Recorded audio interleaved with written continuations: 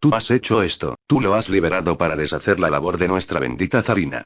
Acto seguido me golpeó en la cara con el otro puño, un golpe que me sacudió los dientes y me hizo estremecer.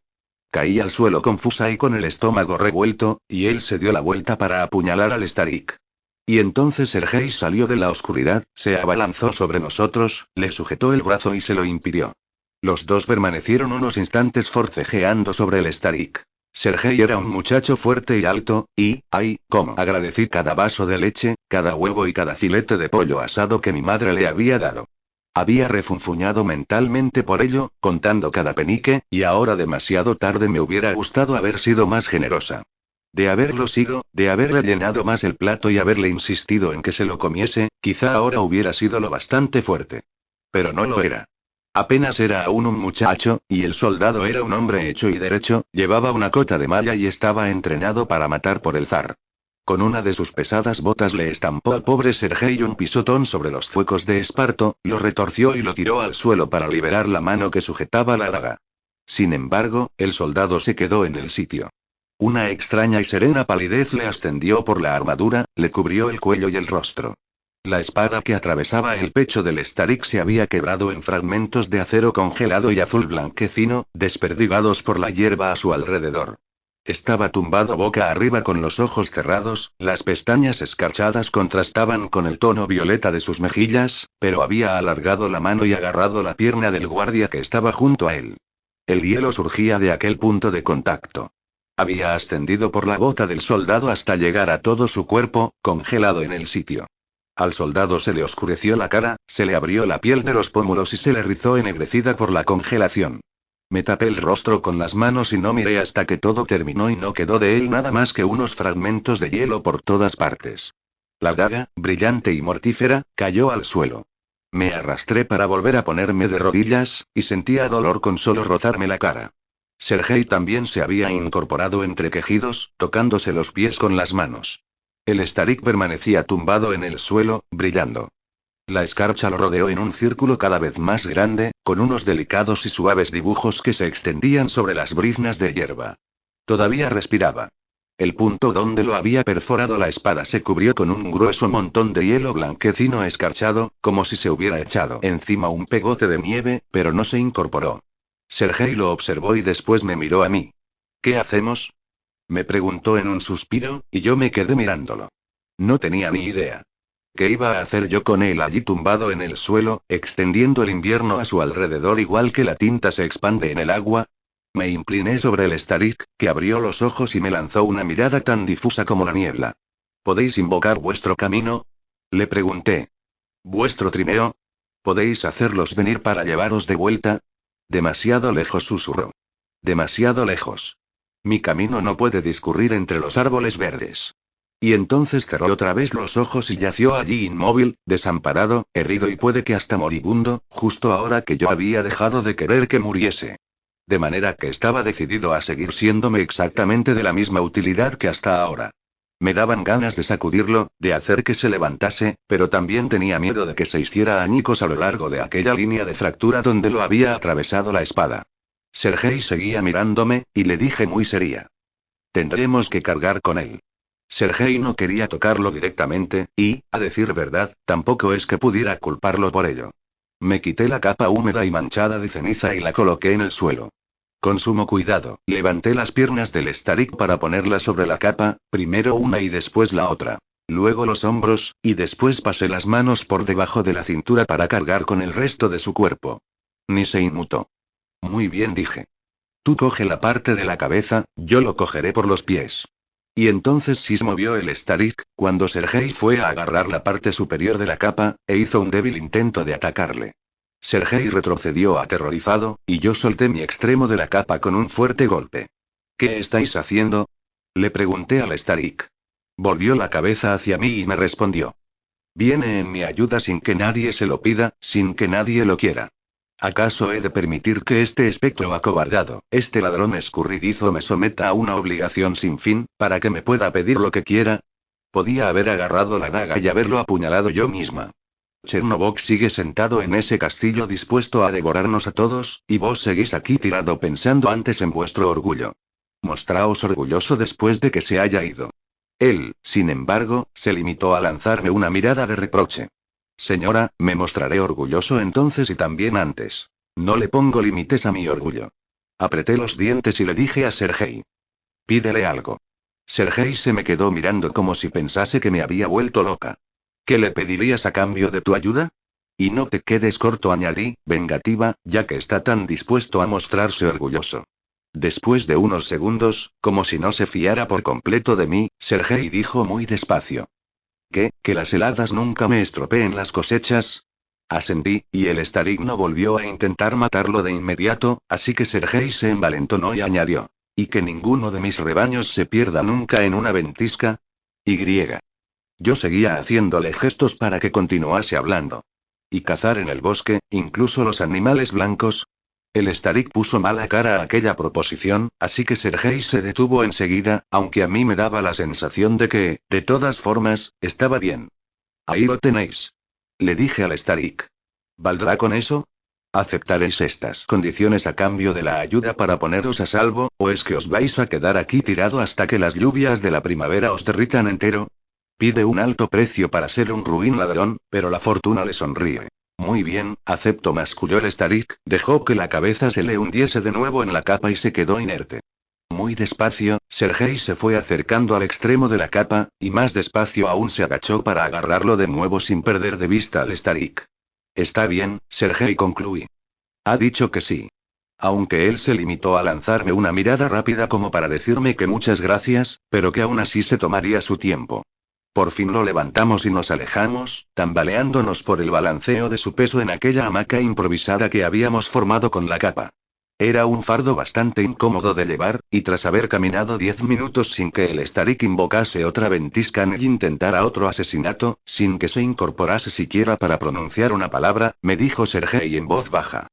Espera, yo cargaré con él sobre los hombros. Lo pusimos de pie y ayudé a Sergei a inclinarlo sobre sus hombros todavía envuelto en la capa. El chico se tambaleó un poco bajo aquel peso y se estremeció, pero a partir de entonces avanzamos más rápido. A nuestro alrededor, el aire era frío y cortante, sin llegar a congelarse, pero lejos de la calidez de la primavera. Cuando miré a nuestra espalda, vi que íbamos dejando un rastro de escarcha blanca por el camino, y que en los árboles sobre nosotros se rizaban las hojas nuevas al marchitarse con el frío. Cualquiera habría podido seguirnos. Temía al demonio, temía que apareciesen más guardias, incluso temía una revuelta de hombres normales y corrientes, desesperados por acabar con el invierno. Pero nadie seguía nuestros pasos, y, en cambio, sí oímos el traqueteo de las ruedas de una carreta que venía hacia nosotros desde la otra dirección. Nos detuvimos y nos ocultamos a toda prisa entre los árboles de un lado del camino. Tampoco fue un escondite muy útil cuando florecieron las brillantes agujas de la escarcha a nuestro alrededor, aunque al menos seguía estando oscuro. Llegó la carreta y pasó de largo como el resplandor de la lumbre de un hogar entre los árboles, pero se detuvo. Mirjem. Me llamó en un susurro la voz de mi padre, hacia la oscuridad. Salimos y subimos al Starik en la carreta. Me senté junto a él mientras mi padre y Sergei le daban la vuelta al carro y lo ponían en marcha. Las ruedas crujían con la escarcha, que las ponía de color blanco y avanzaba sobre las tablas de madera. Los caballos movían inquietos las orejas hacia atrás para escuchar a su espalda y apresuraban el paso, pero no tenían escapatoria. Llevábamos el invierno con nosotros. Al menos, el trayecto fue muy corto. Por lo que había dicho mi padre, me imaginaba que el recorrido desde Visnia sería más largo, pero me pareció que tardamos menos de una hora en salir de entre los árboles y llegar a una cabaña con huerto y rodeada por un murete bajo de piedra. Y detuvieron los caballos. Wanda salió a abrirnos la puerta del huerto, y Sergei se bajó y se fue a meter los caballos en el pequeño cobertizo. Desperté al Starik lo suficiente para decirle. El mismo acuerdo con todos los que viven aquí, por ayudaros. Me miró con los ojos blancos entornados. Sí, masculló antes de desvanecerse. ¿Lo metemos en la cama? Preguntó mi padre, que me observaba desde detrás de la carreta, pero le hice un gesto negativo con la cabeza. No respondí. En el lugar más frío que podamos encontrar. ¿Hay algún sótano? Sergei, que ya regresaba, me oyó preguntarlo y se encogió de hombros. Podemos buscarlo, me dijo como si pensara que podría aparecer un sótano de buenas a primeras. Cogió un farol y se fue a mirar detrás de la casa, después dio la vuelta al cobertizo, y entonces se oyó su voz en un tono suave. Aquí hay una trampilla. Mi padre le sostuvo el farol mientras Sergei tiraba de la puerta horizontal de madera y la abría. Una corriente de aire frío ascendió hacia nosotros, junto con el olor de la tierra congelada. Metimos al Starik escaleras abajo. Era un espacio abierto y grande, con las paredes de tierra y el suelo de piedra aún gélido al tacto. Cuando lo tumbamos sobre él y le quitamos la capa, la escarcha se extendió con rapidez a su alrededor, y, ahora que habíamos dejado de moverlo, comenzó a acumularse una capa blanca cada vez más gruesa. Mi padre soltó una leve exclamación cuando le pilló los dedos al retirar la capa. Retrocedimos y nos quedamos mirando al Starik. Tenía el rostro tenso y contraído de dolor, y las afiladas líneas de sus pómulos aún brillaron húmedas por un segundo, pero la película de agua se convirtió en hielo allí mismo, ante nuestros ojos, y me dio la sensación de que respiraba con menos dificultad. Un poco de agua, quizá pedí un instante después. Desde el exterior, Wanda nos bajó un cubo con una taza de madera. La sumergí en el agua y le levanté la cabeza al Starik para acercársela a la boca. Se despertó y bebió un poco, y la taza se escarchó con el roce de sus labios. Cuando la aparté, ya se estaba formando una capa de hielo en la superficie del agua. Me fijé en su pie descalzo y abrasado, deforme en algunas zonas como un muñeco de nieve a medio derretir y apenas reconocible ya. Cogí la capa de hielo de la taza y se la coloqué donde peor lo tenía. Se hundió en su piel y la elevó un poco. Miré a Wanda, que desde arriba seguía atenta a nuestros movimientos. ¿Hay algo de hielo en alguna parte? ¿Sigue congelada alguna zona del río? Wanda ya había ido antes a buscar agua, y negó con la cabeza. Todo se ha fundido, me aseguró. Todo el río está despejado, de una orilla a la otra. Podríamos envolverlo en paja, sugirió mi padre con voz dubitativa. Como cuando guardamos el hielo para el verano. Lo que tenemos que hacer es llevarlo de vuelta a su reino, dije. Si Chernobog nos encontraba aquí, no necesitaría ninguna ayuda para ponerle al Starik una cadena de plata y meterlo en un círculo de fuego. Esta vez lo haría todo él solo, y luego quizá sería capaz de obligarle a confesar su nombre y el de toda su gente. Pero yo no sabía qué hacer. El camino de los Starik no discurriría bajo el verdor de los árboles, y el único invierno que quedaba en Litvas se hallaba en nuestro sótano. Wanda metió la mano para ayudarme a salir. Los clavos de la escalera y el contorno de hierro de la puerta estaban blancos y helados, dolorosamente fríos al tacto, y toda la hierba de arriba se había marchitado, crujiente y quebradiza. La tierra estaba fría y congelada bajo nuestros pies.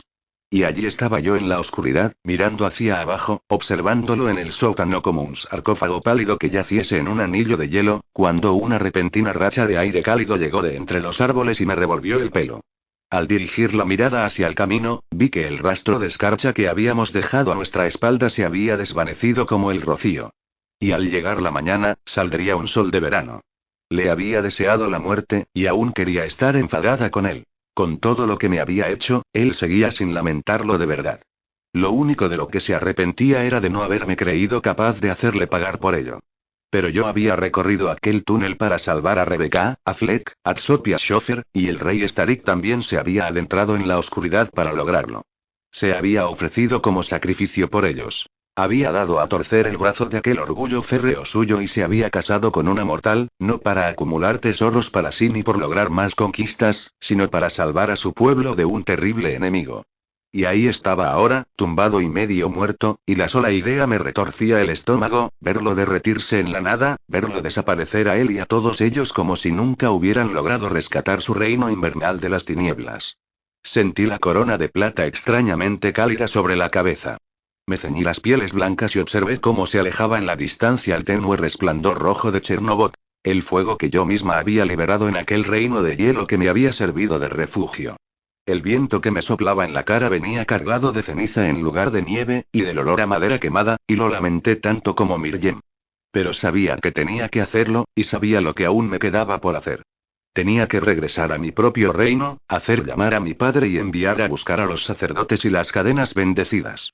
No sabía durante cuánto tiempo satisfarían a Chernobog las vidas de los Starik, pero regresaría cuando terminase con ellos. Y durante las horas del día, mientras durmiese agazapado y ahito en el seno de Mir Matthews, le pondríamos las cadenas y lo quemaríamos, quebrantaríamos un fuego con otro. Cuanto antes me fuese, mejor. Teníamos que estar listos cuando él regresara. Pero seguía sin moverme de allí, mirando cómo crecía el fuego, y dije: lo siento, aunque allí no hubiese nadie ante quien me hubiese podido disculpar. Estaba sola en un huerto, una mitad nevada y la otra con hierba verde. No tenía delante a ningún niño Starik que me lanzase miradas acusadoras, ni siquiera a mi propio esposo prisionero. La única criatura viva a la vista era una solitaria ardilla que había salido a juguetear con las migas que yo misma había echado unos días antes. Y de haber habido allí alguien más, habría guardado silencio. Daba igual que aquello me importase, daba igual que lo lamentase. Lo que no daba igual era lo que había hecho, lo que haría. También salvaría tu reino, si pudiera, le dije a la ardilla, que no prestó ninguna atención. Solo le interesaban las migas, que por lo menos le eran de alguna utilidad a una criatura, algo que no sucedía con mis disculpas. Volví a la bañera llena, me asomé y vi mi alcoba, con el tocador delante del espejo, y con los anillos que Mirnatius había desperdigado, y con la capa que había lanzado con descuido. A mi espalda tenía un fuego mortal que yo misma había avivado, y aún tenía otro por delante. Cerré los ojos cuando unas lágrimas inútiles me rodaron por las mejillas y cayeron al agua. Metí la mano a ciegas para pasar al otro lado, pero en lugar del aire cálido de la alcoba, la mano se adentró en el agua helada, y, bajo la superficie, otra mano salió al encuentro de la mía y me puso algo en ella. Sorprendida, retrocedí de un salto y me miré la mano. Era una nuez de algún árbol extraño, ovalada, lisa y de un blanco pálido como la leche, como si no se hubiera estropeado aún. En los lados tenía un poco de tierra. Volví a mirar al agua. Allí seguía la alcoba, a la espera. Probé a meter la otra mano, y esta vez no sentí el agua, la vi aparecer por el otro lado. Aún así, saqué la mano en lugar de terminar de pasar al otro lado. Volví a mirar la nuez que tenía en la palma. Muy despacio, me di la vuelta y regresé a la parte de delante de la cabaña. Había una pequeña zona donde habían escarbado en el suelo, junto a la puerta, justo sobre la línea que dividía el crepúsculo de la noche, donde la nieve se había derretido. Era como si alguien hubiera estado allí escarbando en el suelo, removiéndolo. Pensé que quizá mereciese la pena intentar plantarla. No se me ocurrió nada mejor que hacer con ella, y me la habían enviado aquí, al reino de los Starik. No pensé que debiese llevármela de vuelta. Dejé la nuez en el suelo y comencé a abrir un agujerito en la tierra, pero antes de que me diese tiempo de terminar, de repente la ardilla se acercó en un par de saltos y me la arrebató. No. Dije. La verdad era que no sabía si estaba haciendo lo correcto al intentar plantar la nuez, pero de lo que sí estaba segura era de que no estaba previsto que fuera el alimento de una ardilla.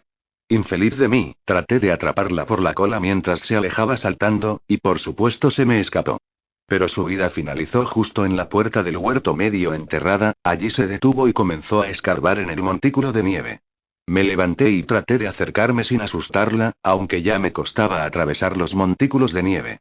Allá donde no se había derretido, la nieve estaba húmeda, era densa y se me agarraba a las faldas y las pieles. Junto a la puerta, me llegaba por encima de la rodilla. Cuando me aproximé, la ardilla dejó caer la nuez en el agujero que había hecho y se adentró corriendo en el bosque. No es que el animal hubiese llegado muy hondo en la nieve, pero en aquel pequeño hueco nevado, la nuez resplandecía con un brillo de luz de luna casi como la plata de los Starik, como algo vivo bajo la superficie. Esta vez me metí la nuez en el bolsillo, a buen recaudo, y empecé a apartar la nieve, a escarbar en el montículo. Los dedos me escocían y me quemaban por el hielo, y tenía empapados los pies y las rodillas, que hacían que se me metiera el frío en el cuerpo mientras escarbaba y escarbaba. Probé a envolverme las manos en la capa de pieles, pero eso me hacía ir más despacio. Me rendí y seguí escarbando mientras se me entumecían las manos y sentía los dedos hinchados, aunque podía ver que seguían teniendo el mismo tamaño, solo que estaban blanquecinos y helados. Por fin alcancé el suelo, congelado y compacto, lleno de grava. Tuve que coger un palo del cajón de la leña para intentar sacar las piedras grandes y abrir un hueco. Se me partieron las uñas y me sangraron con la tierra mientras escarbaba. Seguí trabajando igualmente hasta que hice un agujero en el suelo helado, no muy profundo, saqué la nuez con las manos ensangrentadas, la dejé en el agujero y lo volví a tapar con la tierra y la nieve. Me levanté y esperé a ver si sucedía algo más, pero no pasó nada. El bosque volvió a guardar silencio, y no vi más ardillas ni pájaros moviéndose. Incluso el resplandor rojo de la llama de Chernobog había desaparecido en la distancia. No sabía qué significaba aquello. Quería que tuviera un sentido, quería que alguien o algo hubiese oído mi disculpa y me hubiese dado algún medio para repararlo.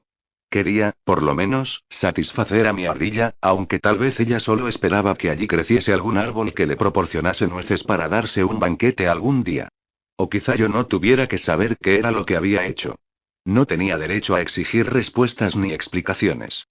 Había llegado allí con un ejército invasor. Me dolían las manos y los pies, y los tenía helados. No podía seguir allí.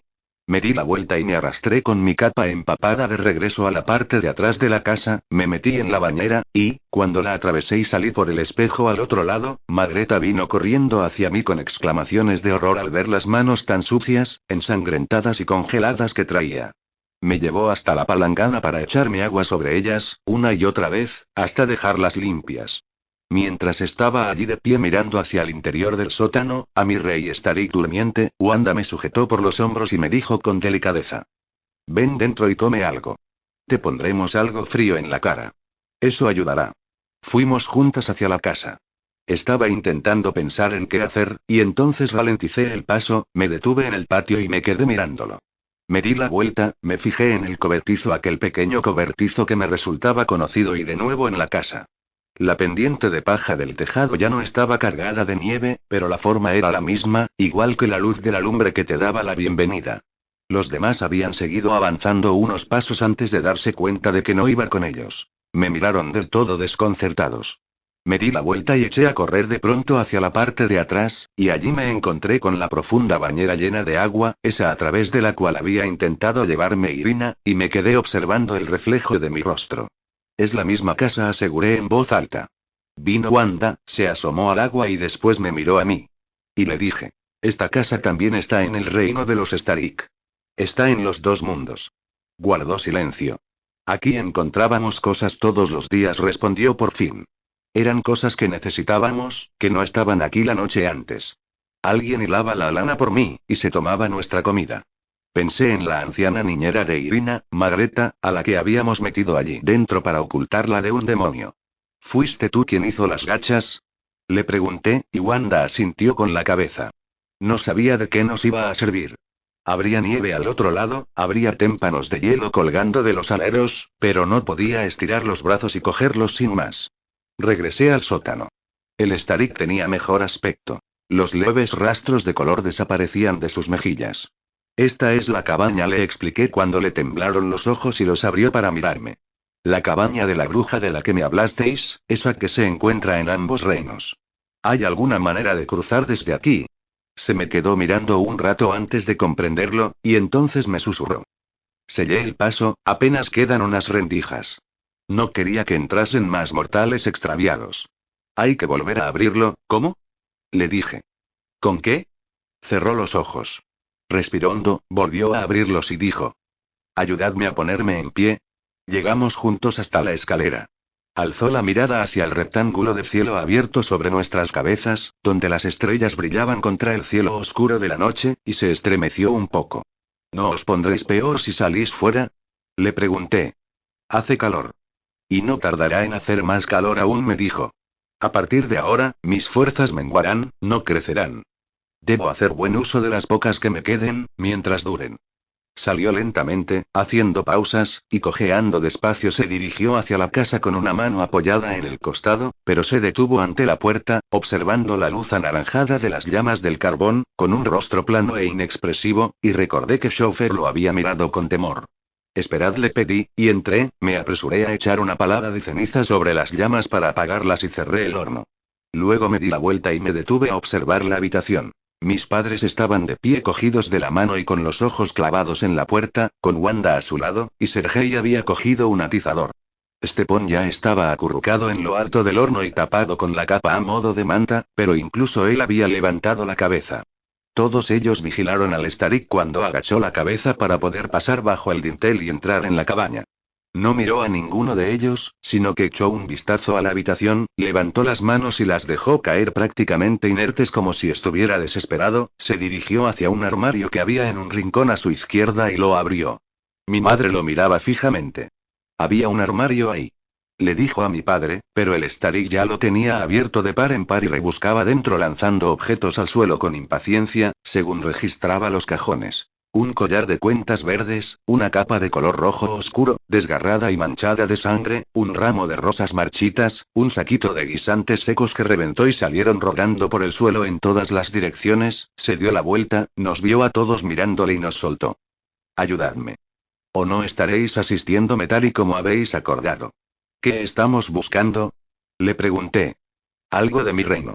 Repuso. Algo del invierno, algo que me ayude a abrir el camino. Wanda se detuvo y después fue a mirar en uno de los lados del horno, donde había unas estanterías, pero tampoco contenían mucho. No hay más lugares donde mirar, concluyó. El Starik emitió un ruido de impaciencia. Ahí. Dijo. Y ahí.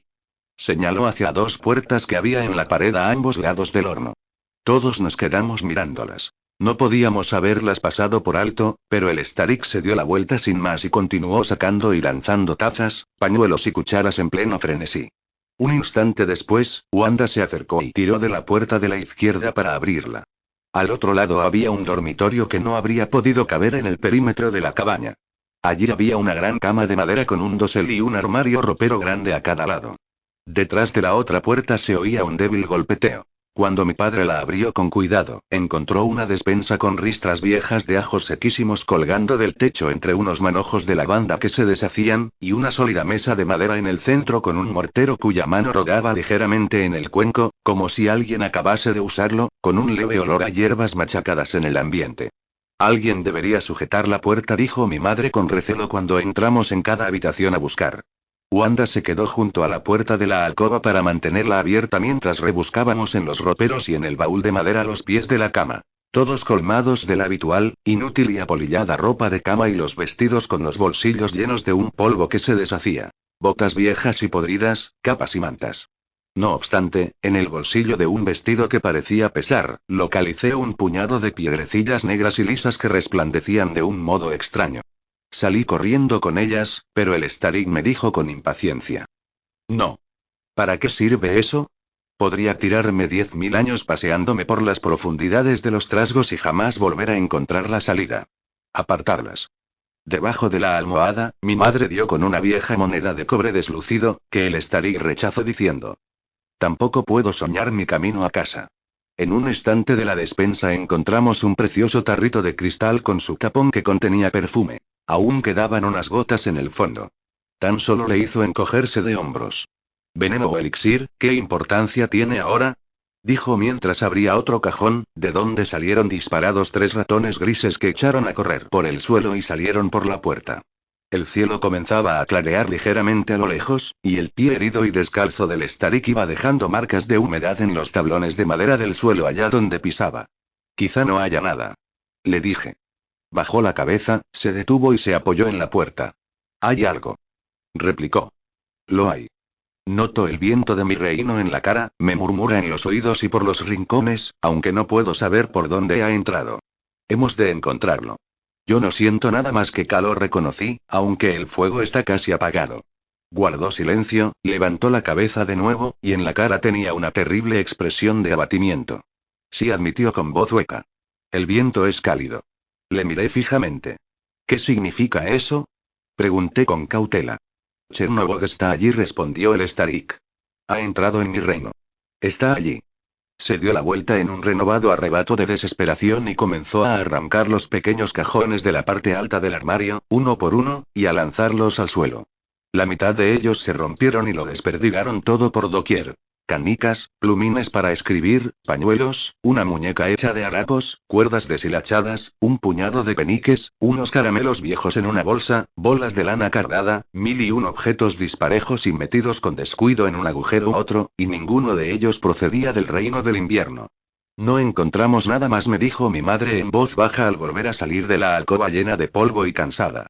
Ya hemos buscado 3 veces en todos los rincones, a menos que él nos muestre algún otro lugar donde mirar. Está aquí. Exclamó al tiempo que se volvía hacia ella girando sobre sus talones con violencia. Está en alguna parte. Lancé las manos al aire en un gesto de impotencia mientras mi madre retrocedía, sorprendida, y en ese instante, aún acurrucado en lo alto del horno, Stepón dijo en voz muy baja. Yo tengo esto, pero no soy capaz de hacerlo crecer. Nos dimos la vuelta.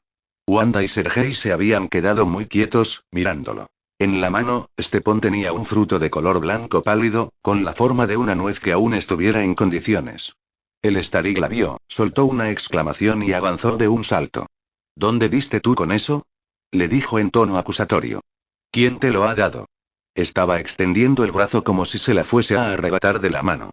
Stepón cerró los dedos sobre la nuez y la retiró, y Wanda se interpuso entre los dos y dijo con dureza. Más se la dio.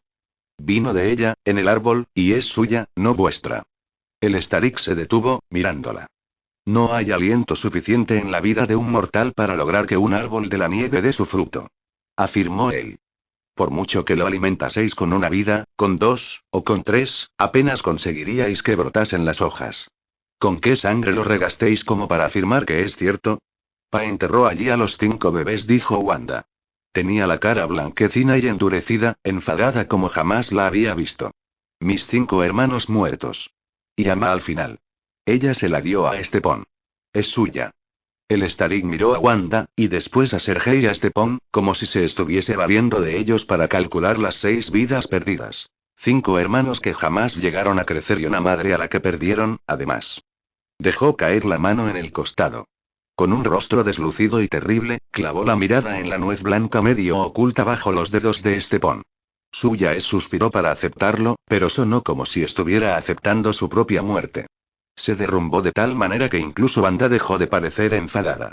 Y allí nos vimos todos juntos, de pie con aquella nuez blanca que brillaba en la cabaña con el mismo resplandor pálido de la plata de los Starik, mientras el rey se limitaba a mirarla con desesperación aunque sin decirle una palabra, como si no fuera capaz ni de imaginarse el modo de ofrecer algo a cambio de aquel fruto.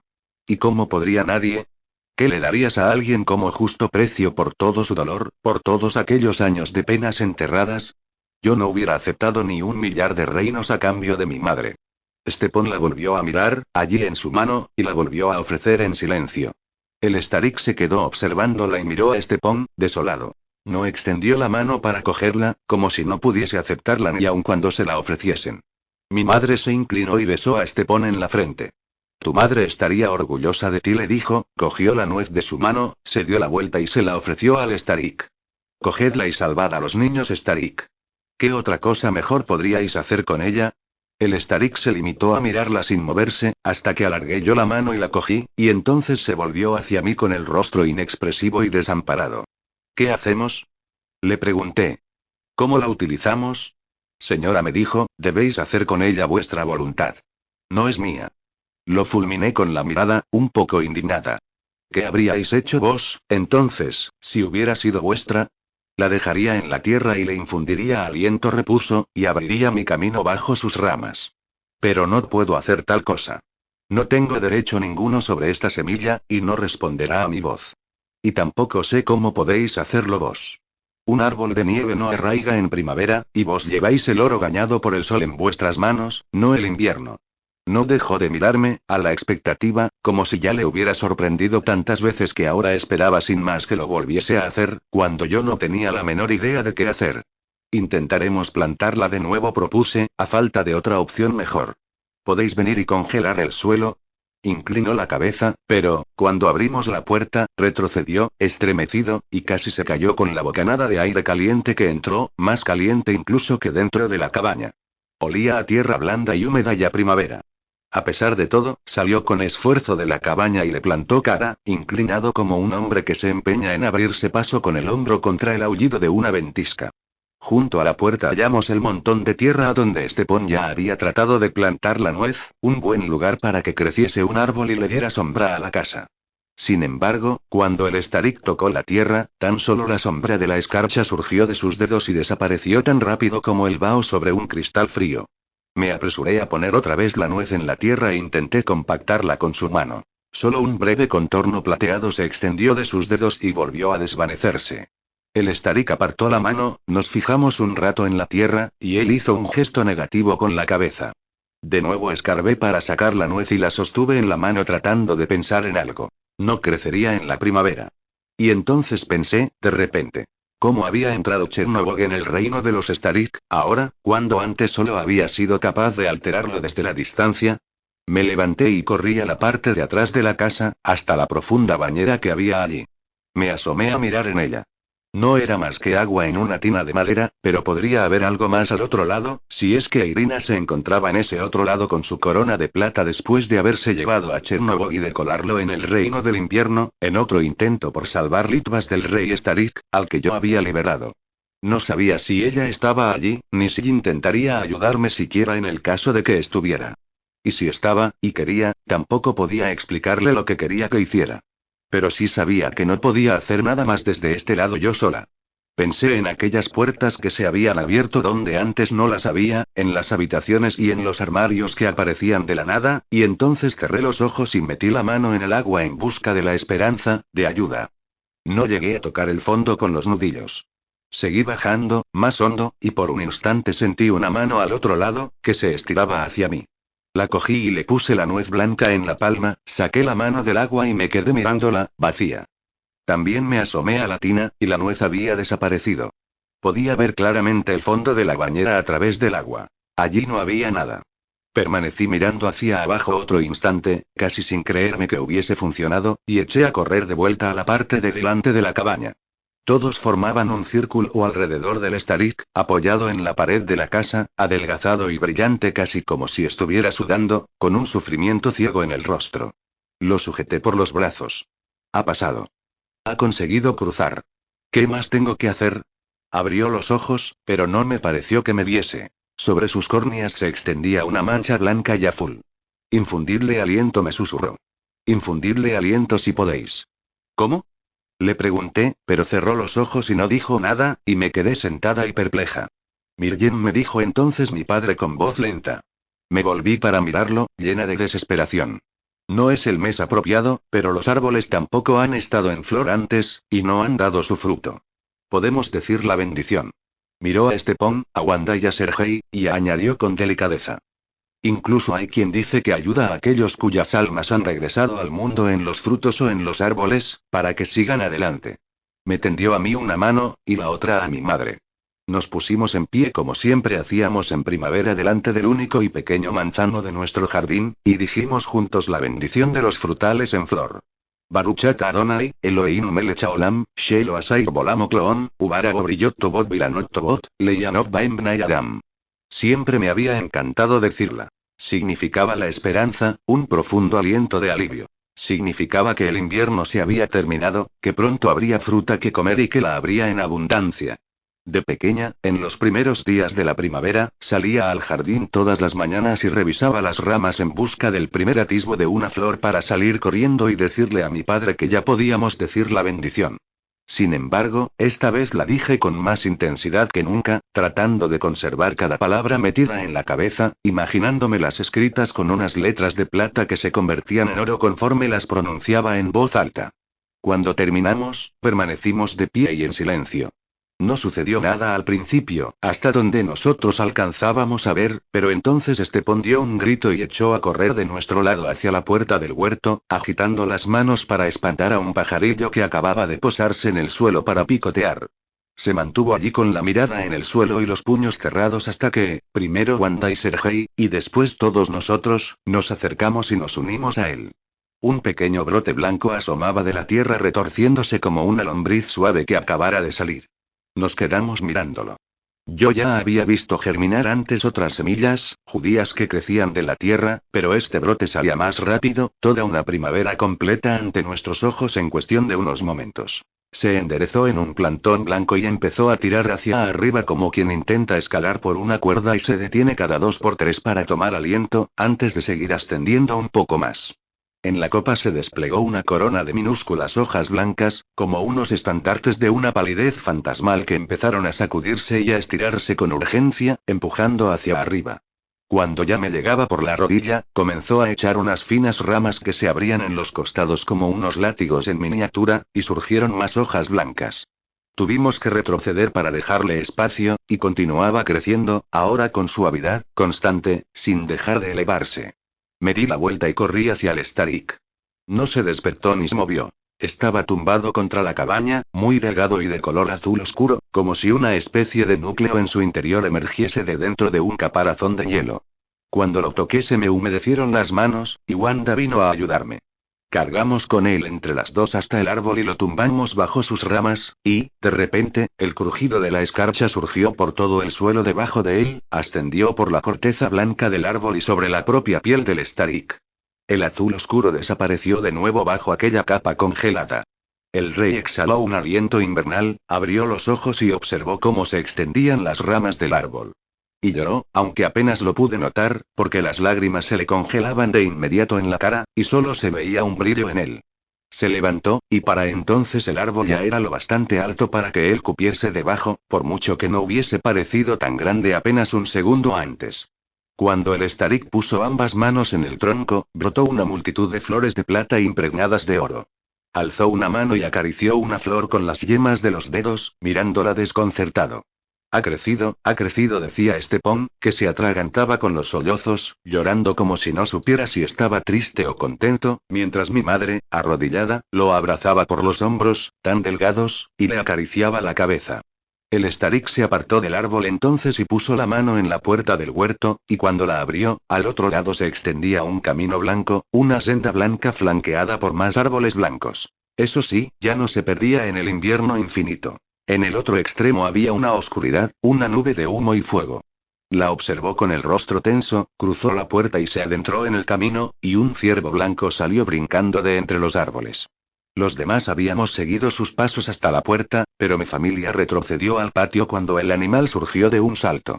Por un momento pude verlo con sus mismos ojos, aquellas garras afiladas, los monstruosos colmillos que asomaban por el labio superior y la lengua roja, pero para mí ya no era más que uno de los ciervos. El Starik fue hacia el animal, y cuando se montó en él, ya no tenía el pie descalzo. Ahora lo cubría una bota de plata, y allí estaba él entero en plata, con su armadura y las pieles blancas, mirándonos desde lo alto. Me tendió la mano y me dijo: Chernobog está en mi reino. Haré tal y como he prometido. Si conseguimos expulsarlo y mi pueblo queda a salvo, no volveré a provocar el invierno. Solicitasteis una alianza para llevarlo a cabo. ¿Seguís dispuesta a venir y a prestar vuestra ayuda aunque Chernobog ya no se encuentre en vuestro mundo? Lo miré fijamente y tuve ganas de preguntarle, medio indignada, de qué pensaba que iba a servirle yo en una guerra abierta con un demonio de fuego.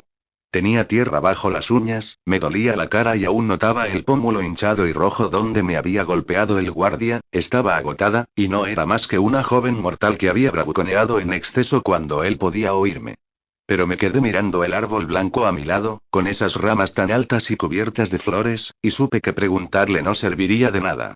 Se limitaría a encogerse de hombros y a mirarme otra vez expectante, a la espera de la magia más elevada. Una magia que solo se producía cuando creabas una versión agrandada de ti misma de base de palabras y de promesas y después te metías en ella y, sin saber muy bien cómo, conseguías rellenarla para estar a la altura. Sí, respondí. Iré y haré lo que pueda, si me traéis de vuelta después. Mi camino sigue sin discurrir bajo el verdor de los árboles, señora, repuso, y ya me habéis obligado a prometeros que levantaré el invierno si salimos victoriosos. Aún así, el verano tampoco durará para siempre aunque yo levante la mano, y esto sí os lo puedo ofrecer. El primer día en que caiga la siguiente nevada, abriré mi camino hasta aquí y os devolveré a casa con vuestra familia. Me di la vuelta. Mis padres se encontraban en el patio, y no estaban solos. Wanda, Sergei y Stepón estaban con ellos, y en la casa que tenían a su espalda había ahora espacio de sobra. Estarían a salvo, todos ellos, aunque yo jamás regresara tras un recorrido salvaje por un camino invernal. Se tenían los unos a los otros para quererse, para vivir los unos por los otros, para pasar juntos las penas y para ayudarse mientras tanto. Era como si, aunque apenas a unos pasos, ya me pareciesen muy lejanos, y sus rostros se me antojaban irreales allí mirándome. Corrí hacia ellos, me apresuré a besarlos a todos. Búscame en el primer día de invierno, le susurré a mi madre, y sus dedos se deslizaron por los míos cuando me di la vuelta, crucé la puerta del huerto y cogí la mano del rey Starik para que me alzase detrás de él, a lomos de su venado. Capítulo 24. Cabalgamos por el camino blanco con una mezcla de nieve y de ceniza que nos soplaba en la cara. Las pavesas calientes me escocían en los brazos, pero nos movíamos con rapidez. El camino era un borrón plateado que nos pasaba por debajo con cada salto del venado. El animal iba tan rápido como el Starik le pedía, tanto como podía, y con un salto más nos vimos bajo los pinos ardiendo, una terrible llama roja que bramaba sobre nosotros. Con otro salto más, el camino salió de golpe de debajo de los árboles, y ahora discurría junto al río. Pero era un río en primavera, estruendoso, cargado de placas de hielo que cabeceaban en el agua y chocaban las unas contra las otras al pasar de largo corriente abajo. Entre ellas brillaban desperdigadas las monedas de plata, y el Starik soltó un grito de horror cuando vio más adelante que la cascada volvía a discurrir como un torrente estrepitoso a través de la ladera de la montaña y que caía entre nubes de vapor. En la base, Chernobog danzaba y daba vueltas con los brazos en el aire, vociferando de placer. Ya no estaba ardiendo por completo. Se había hinchado más allá de una forma humana y se había vuelto monstruosamente grande, una imponente figura de carbón cubierta por una gruesa capa de ceniza adornada con unas grietas profundas donde brillaban y se veían unas venas rojas de calor, con llamaradas que se inflamaban aquí y allá por todo su cuerpo. Metió la cara en el agua que caía, bebió unos enormes tragos con avidez y creció un poco más, como si, de algún modo, estuviera consiguiendo que ardiesen más partes de su ser. Las monedas de plata de los Starik le resplandecían por la cara y los hombros como un caparazón que la catarata iba desperdigando sobre él. No se encontraba allí solo. Un puñado de caballeros Starik trataba de combatirlo y le lanzaban picas de plata desde la orilla de la poza de la cascada, cada vez más grande, pero no podían acercarse. Ya había un bosque de picas flotando en el agua, desperdigadas y abrasadas, y él ni se molestaba en distraerse de su forma insaciable de beber. El rey Starik saltó del ciervo. Hay que defender la montaña ante él, haced lo que podáis. Me gritó antes de desenvainar una espada de plata, echar a correr hacia la poza y poner un pie sobre la superficie. Allá donde pisaba, el hielo se solidificaba debajo, y arrancó a correr directo hacia el demonio sobre un camino blanco y reluciente. En su éxtasis de sed, Chernobog no lo vio venir. El Starik blandió la espada contra su monstruosa pierna y la clavó profundamente, y Chernobog gritó de furia cuando una ola crujiente de hielo se extendió por la superficie. Yo ascendí corriendo por el camino hasta las altas puertas de plata de la falda de la montaña y las aporreé. Estaban cerradas y atrancadas. «Dejadme entrar», grité. De repente se oyó un roce al otro lado, y allí estaba Schofer, levantando una gran viga de plata que bloqueaba la puerta y abriéndola lo justo para que yo me pudiese colar dentro. Sopló una ráfaga de aire frío que se escapó del interior, lo bastante fría como para que me percatase del calor que ya hacía fuera de la montaña. Tan solo con permanecer en la rendija que había abierto, el rostro de Schofer comenzó a brillar de inmediato con el hielo fundido. Arrastró la puerta para volver a cerrarla a mi espalda, bajó de nuevo la viga en su sitio y se apartó desinflado y pálido. «Schofer», exclamé al tiempo que trataba de sostenerlo en pie,